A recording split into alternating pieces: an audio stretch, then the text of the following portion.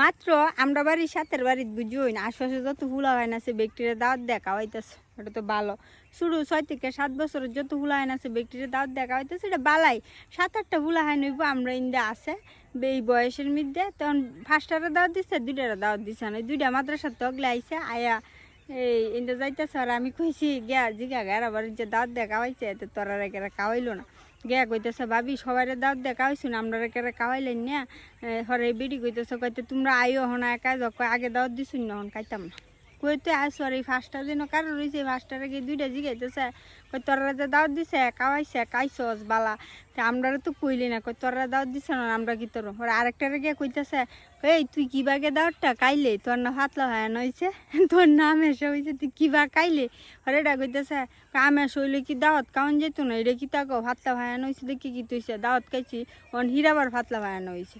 দাওয়াত তো কাউনের কাম কাই ফেলছি, অন ফাতলা ভায়ানো হইলেই কি আর আমি এসে হইলে কি হইলে হইছে কি হয়েছে বালামন্দ কাউনে তুই ইচ্ছা বেহেরেই তাহে।